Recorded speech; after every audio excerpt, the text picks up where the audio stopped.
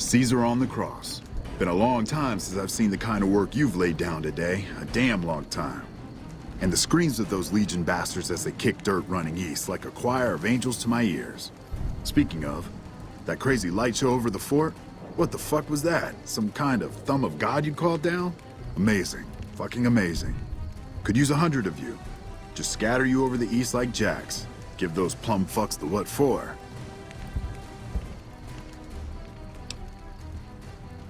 And, well, these boys with you? Hello there, Smiley.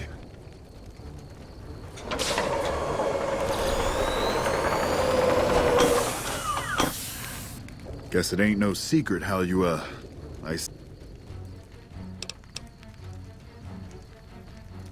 I would sooner spit on the grave of... Who the hell do you think you are?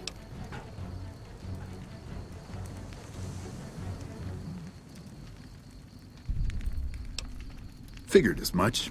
Come on, you sons of bitches, we're ready.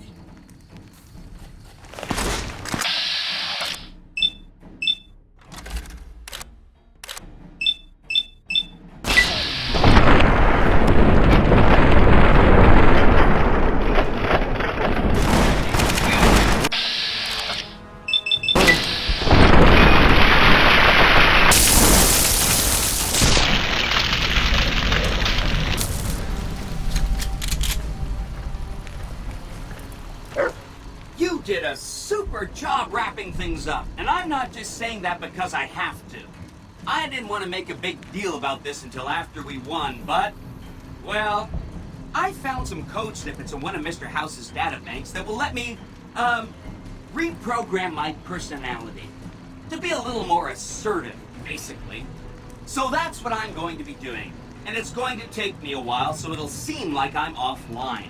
But don't worry. Everything will be okay.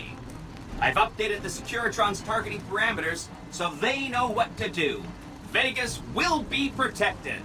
So that's where I'll be.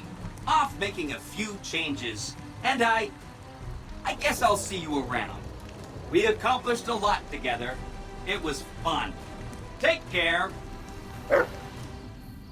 And so the courier who had cheated death in the cemetery outside Goodsprings cheated death once again, and the Mojave wasteland was forever changed.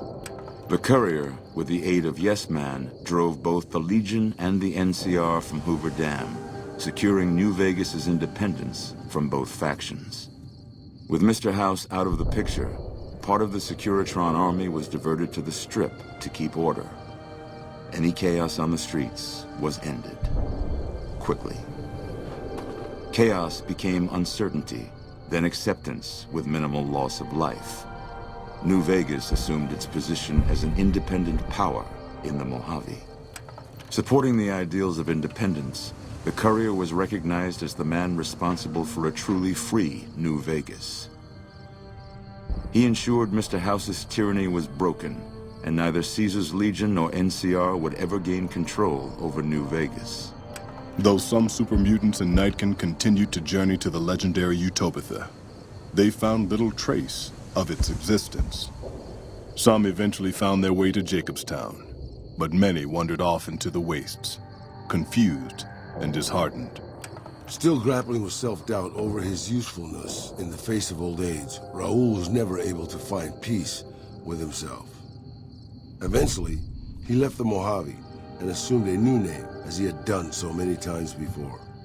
With little law left in the wasteland, the Brooms continued to defend themselves against the prospectors and scavengers invading their territory. Hoping to lead the Mojave Brotherhood down a new path, Veronica sought to learn from the thriving cultures of the desert. Absent a firm solution, Veronica's expression of frustration with Brotherhood leadership would lead to her banishment. She ended her days a wandering tinker. After the courier ensured New Vegas remained free, the followers found that independent Vegas was even more unstable and violent than before.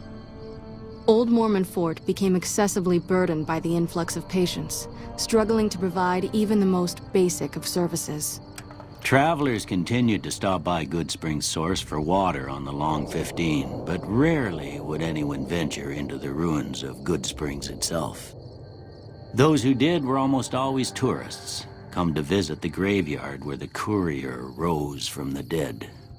During the Battle of Hoover Dam, the Great Khans quickly evacuated Red Rock Canyon and headed north and east into the plains of Wyoming. There, they reconnected with the followers of the Apocalypse and rebuilt their strength. Bolstered by ancient knowledge of governance, economics, and transportation, they carved a mighty empire out of the ruins of the Northwest. With no cure for the Nightkin schizophrenia in sight, the disgruntled Nightkin left Jacobstown. Without a treatment, their insanity grew. The crazed Nightkin terrorized the wasteland, and Jacobstown suffered repeated reprisals from mutant-hating humans. In the end, the surviving mutants abandoned Jacobstown entirely, its existence quickly forgotten by the rest of the wasteland. In the aftermath of the Second Battle of Hoover Dam, the Kings took the opportunity to viciously force all NCR citizens out of Freeside. Travelers from the Republic quickly learned to avoid Freeside if they valued their safety. Revitalized by Violetta's brain, Rex eventually learned to balance the memories of his old life with Violetta's experiences among the brutal fiends. His mind had difficulty adjusting, but Rex eventually found peace with his new, more vicious self. After Hoover Dam, the leaderless powder gangers at the correctional facility vanished into the wastes, leaving the prison empty. The correctional facility became another abandoned ruin in the wasteland, its carcass occasionally picked over by enterprising prospectors. Armed with a wide array of improvised explosives and stolen weapons, the Vault 19 powder gang tormented the Mojave Wasteland for years. Citizens of the NCR were favorite targets, and they always suffered the worst fates. And so the Courier's Road came to an end, for now.